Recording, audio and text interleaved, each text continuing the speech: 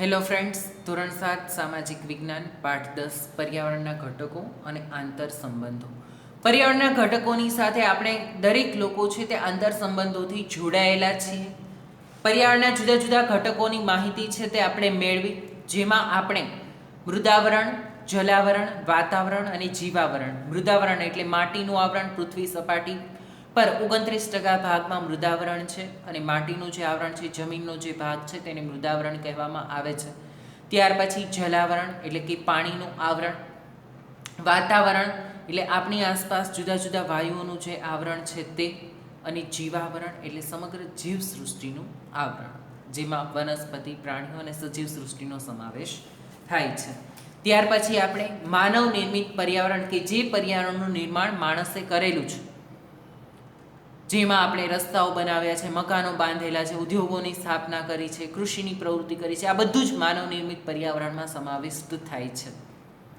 પાણીનું વિતરણ જોયું, 71% ભાગમાં પાણી છે, જેમાં 4 મહાસાગરો વિશેની વાત છે તે આપણે કરી: પેસિફિક મહાસાગર, એટલાન્ટિક મહાસાગર, હિન્દ મહાસાગર અને આર્કટિક મહાસાગર. કેટલાક મહાસાગરો છે તે 10 થી 11 કિલોમીટર જેટલી ઊંડી ખીણો ધરાવે છે, એટલે કે એટલા બધા ઊંડા મહાસાગરો છે તે અસ્તિત્વ ધરાવે છે. સમુદ્રના મોજા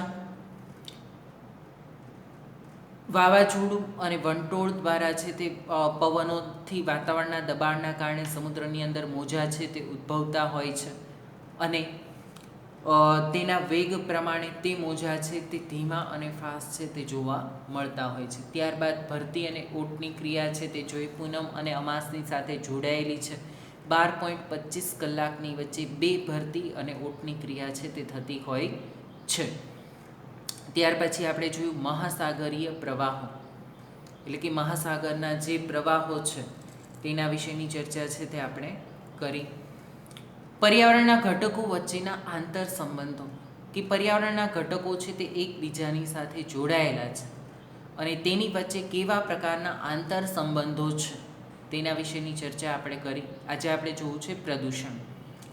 માનવ પોતાની બુદ્ધિશક્તિથી પર્યાવરણના વિવિધ ઘટકોમાં ઉપયોગ દ્વારા પોતાની જરૂરિયાતો સંતોષે છે. આપણે પર્યાવરણના જુદા જુદા પોતાની આપણી બુદ્ધિશક્તિ વાપરીને,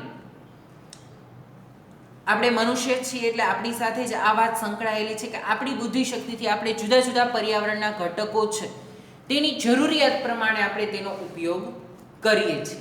દાખલા તરીકે મકાનો બાંધવા માટે આપણે મૃદાવરણનો ઉપયોગ કરીએ છીએ. પછી તેમાં લોખંડની બધી જરૂર પડે તો પણ આપણે મૃદાવરણ, જમીનનું ખોદકામ કરીને ભલે આપણે તૈયાર સળિયા લઈએ છીએ, પણ એ લોખંડ છે એ પ્રાપ્ત ક્યાંથી થાય છે આપણને? તો કે જમીનનું ખોદકામ કરીને કાચી ધાતુ સ્વરૂપે છે એ લોખંડ પ્રાપ્ત થાય છે અને તેનો ઉપયોગ છે એ આપણે કરીએ છીએ. ત્યાર પછી મકાનના બાંધકામ સમયે આપણે જલાવરણનો ઉપયોગ કરીએ છીએ. આ એક સામાન્ય વાત થઈ. આ સિવાય પણ આપણે પોતાનું અસ્તિત્વ ટકાવી રાખવા માટે શ્વાસોશ્વાસમાં વાતાવરણનો ઉપયોગ છે તે કરીએ છીએ. જીવાવરણનો પણ આપણે ઉપયોગ કરીએ છીએ, કારણ કે વનસ્પતિનો સમાવેશ છે તે જીવાવરણમાં થાય છે અને તે વનસ્પતિનો આપણે ખોરાકમાં ઉપયોગ કરીએ છીએ. તો માનવીએ પોતાની બુદ્ધિશક્તિ, આવડત અને કલા કૌશલ્ય દ્વારા પર્યાવરણના આ ઘટકો છે તેને પોતાના વ્યવહારમાં તેનો ઉપયોગ કર્યો છે. મહાત્મા ગાંધીજીએ કહ્યું છે કે આ માનવીય ગતિવિધિઓથી પર્યાવરણ દૂષિત થવાની ક્રિયા એટલે પ્રદૂષણ. પ્રદૂષણ એટલે શું? મહાત્મા ગાંધીના મત મુજબ તો કે માણસની ગતિવિધિઓથી કુદરતી પર્યાવરણ જે દૂષિત થાય છે, માણસની ગતિવિધિઓ એટલે કે માણસની ક્રિયાઓ દ્વારા આપણે જે કોઈ પ્રક્રિયા કરીએ છીએ તેના દ્વારા પર્યાવરણ જે દૂષિત થાય છે, તો પર્યાવરણની આ દૂષિત થવાની ક્રિયાને પ્રદૂષણ તરીકે ઓળખવામાં આવે છે. માણસ પોતાની ગતિવિધિથી પર્યાવરણને પ્રદૂષિત કરી રહ્યો છે. આપણે છે તે ખનિજો મેળવીએ છીએ તો તે ખાડા એમને છોડી દઈએ છીએ. લાકડાની જરૂર હોય તો આપણે જંગલો કાપી નાખીએ છીએ અને તે જંગલો, વૃક્ષો છે તે આપણે વાવતા નથી પાછા. પાણીની જરૂર હોય તો જળાશયોનો બેફામ આપણે ઉપયોગ છે તે કરીએ છીએ અને તે જળાશયો છે તેને આપણે પ્રદૂષિત પણ કરીએ છીએ. કેવી રીતે? તો ઉદ્યોગોનો દૂષિત કચરો છે તે આપણે તેની અંદર ઠાલવીએ છીએ અને તેના દ્વારા તે જળાશયો છે તે પ્રદૂષિત થાય છે. એટલે ટૂંકમાં માનવીય ગતિવિધિઓથી પર્યાવરણ દૂષિત થવાની ક્રિયા એટલે પ્રદૂષણ. પર્યાવરણને દૂષિત કરતા ઘટકોને પ્રદૂષક કહે છે. કે પર્યાવરણને દૂષિત કરતા ઘટકો કે જે ઘટકો પર્યાવરણને નુકસાન પહોંચાડે છે તેવા ઘટકોને પ્રદૂષક કહે છે. માનવી કુદરતી સંસાધનોનો અમર્યાદિત અને અવિવેકપૂર્ણ ઉપયોગ કરે ત્યારે પર્યાવરણ પ્રદૂષિત થાય છે. કે માણસ છે તે કુદરતી સંસાધનોનો અમર્યાદિત અને અવિવેકપૂર્ણ ઉપયોગ કરે છે ત્યારે પર્યાવરણ પ્રદૂષિત થાય છે. માનવ વિકાસની તીવ્ર ઝંખના ઔદ્યોગિકીકરણ અને યાંત્રિકીકરણ પર્યાવરણને પ્રદૂષિત કરવા માટે જવાબદાર છે. કે માનવ વિકાસની તીવ્ર ઝંખના, માણસ છે પોતાનો વિકાસ કરવા માટેની જેની તીવ્ર ઝંખના છે. ઔદ્યોગિકીકરણ એટલે ઉદ્યોગોની સંખ્યા દિવસે ને દિવસે જે વધતી જાય છે. યાંત્રિકીકરણ એટલે યંત્રોનો ઉપયોગ આપણે પુષ્કળ પ્રમાણમાં કરીએ છીએ, વાહનોનો ઉપયોગ કરીએ છીએ, જુદા જુદા યંત્રો વાપરીએ છીએ, તો એ બધું પર્યાવરણને નુકસાન પહોંચાડે છે અને તેના લીધે પર્યાવરણ છે તે પ્રદૂષિત થાય છે. પર્યાવરણને પ્રદૂષિત કરવા માટે આ દરેક કારણો છે તે જવાબદાર છે. કુદરતી વનસ્પતિ, કુદરતી ચીજવસ્તુઓ જે આપણને એમને પ્રાપ્ત થાય છે એટલા માટે આપણે શું કરીએ છીએ? તેનો અવિવેકપૂર્ણ ઉપયોગ કરીએ છીએ. મન ફાવે તેમ તે ચીજવસ્તુઓને આપણે વાપરીએ છીએ. આપણે વિચાર નથી કરતા કે આપણે પર્યાવરણને સામે નુકસાન પહોંચાડી રહ્યા છીએ.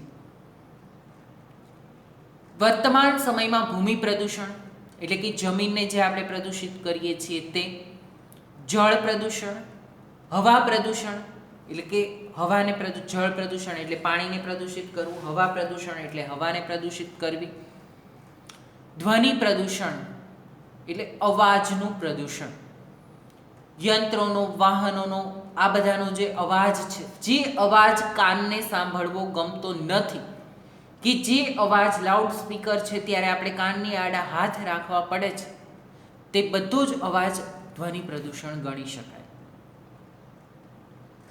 પ્રદૂષણની પર્યાવરણ, માનવ જીવન અને સજીવ સૃષ્ટિ પર વિપરીત અસર પડી રહી છે. આપણે પર્યાવરણ પ્રદૂષણ અને તેની અસરો અને રોકવાના ઉપાયો વિચારીને પર્યાવરણ જાળવણી માટે સત્વરે પગલાં ભરવા જરૂરી છે. કે પર્યાવરણ જાળવણી માટે સત્વરે તાત્કાલિક પગલાં ભરવા છે તે ખૂબ જ જરૂરી છે. સૌથી પહેલું પ્રદૂષણ છે ભૂમિ પ્રદૂષણ કે જમીન પ્રદૂષણ.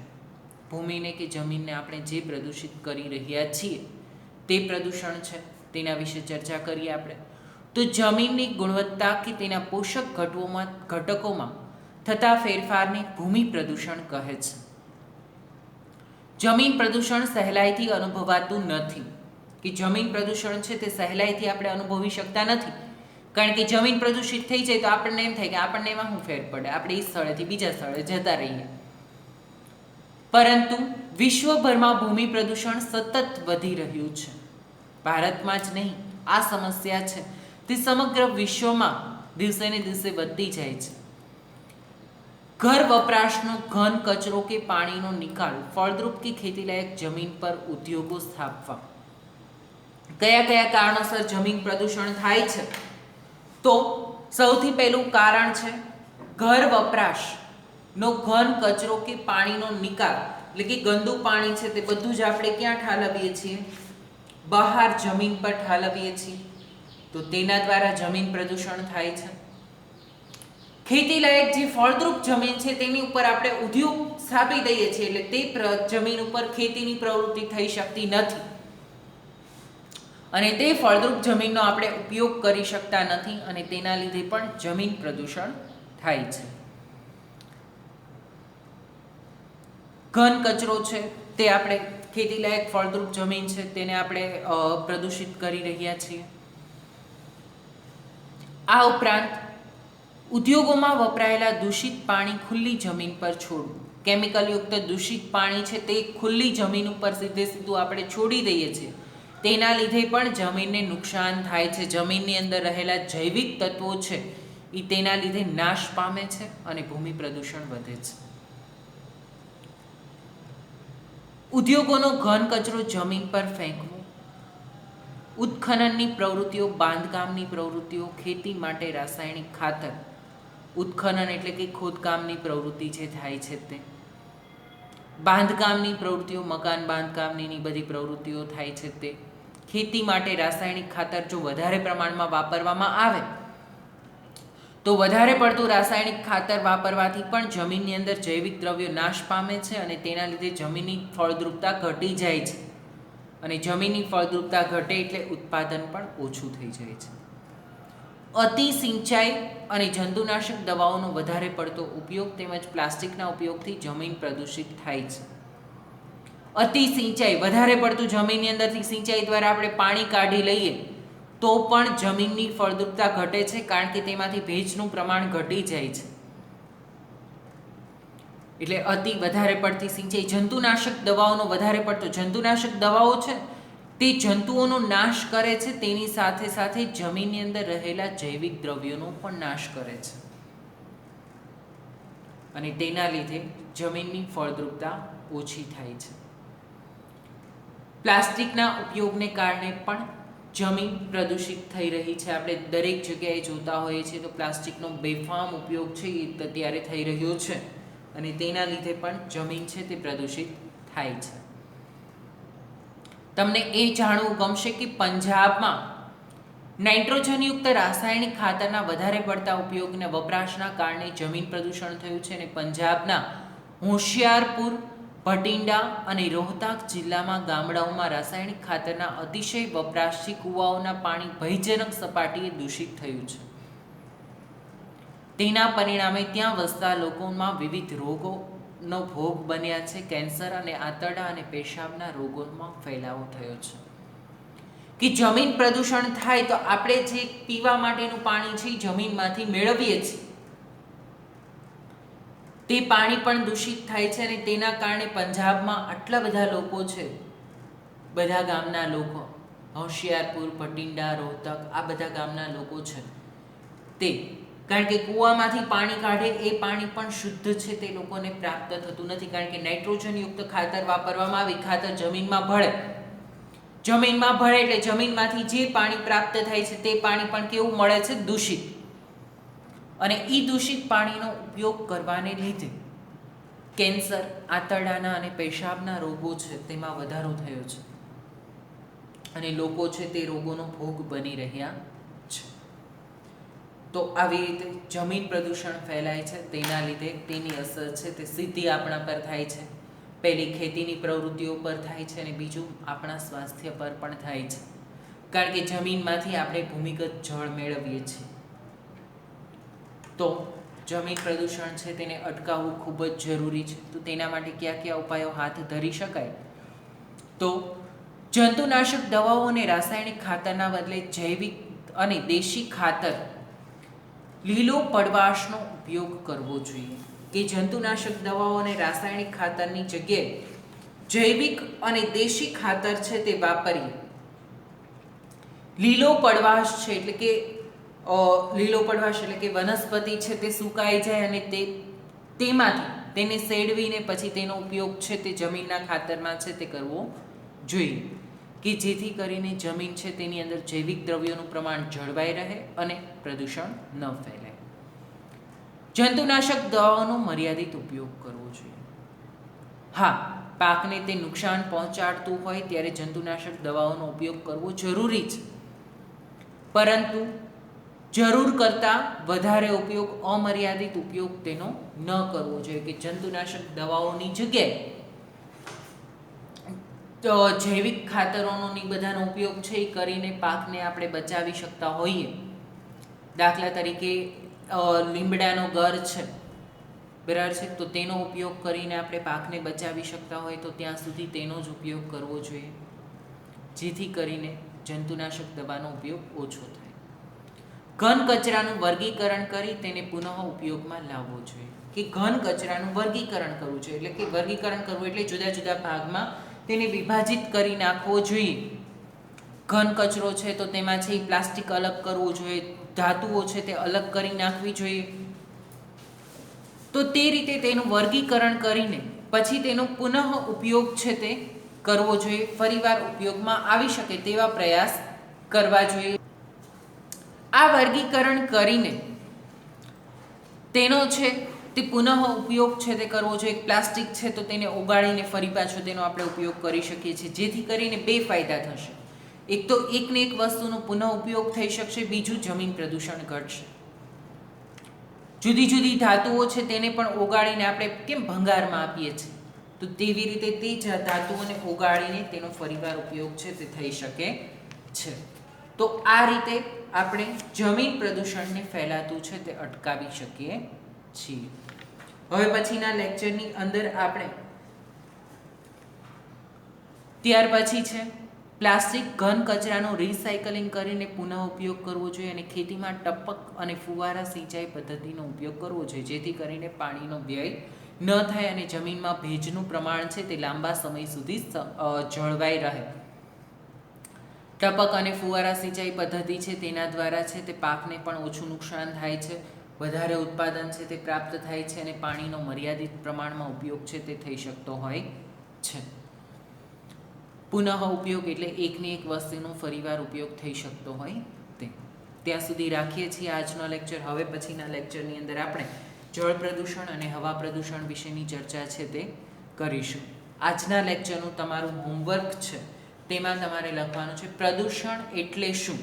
તો ગાંધીજીએ જે પ્રદૂષણની વ્યાખ્યા આપી છે, બરાબર છે, તે વ્યાખ્યા છે તે તમારે લખવાની છે કે માનવીય ગતિવિધિઓથી પર્યાવરણ દૂષિત થવાની ક્રિયા એટલે પ્રદૂષણ. ગાંધીજીએ આવી વ્યાખ્યા આપેલી છે, બરાબર છે, તે લખવાનું છે. ગાંધીજીના મત મુજબ માનવીય ગતિવિધિઓથી પર્યાવરણ પ્રદૂષિત થવાની ક્રિયાને પ્રદૂષણ કહેવામાં આવે છે.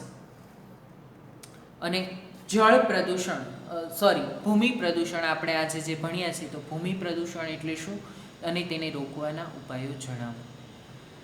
બરાબર છે. તો ભૂમિ પ્રદૂષણ વિશે આપણે ભણી ગયા છીએ, તેને રોકવાના જે 5 ઉપાયો અહીં આપેલા છે તે તમારે હોમવર્કની અંદર લખવાના છે. બધા જ ઉપાયો છે તે વ્યવસ્થિત રીતે લખવાના છે અને ભૂમિ પ્રદૂષણ કેવી રીતે થાય છે તેની વ્યાખ્યા પણ ઉપર છે તે આપેલી છે. અહીં આપણે જે કંઈ ભણ્યા છીએ તે ભૂમિ પ્રદૂષણ વિશે છે તે ભણ્યા છીએ. જાણવું ગમશે તે ભૂમિ પ્રદૂષણની અંદર તમે ન લખો તો ચાલશે, પરંતુ આ વ્યાખ્યા ઉપર આપેલું છે તે દરેક બાબતો છે તે ભૂમિ પ્રદૂષણની અંદર આવરી લેવાની છે. ત્યાં સુધી રાખીએ છીએ. Thank you.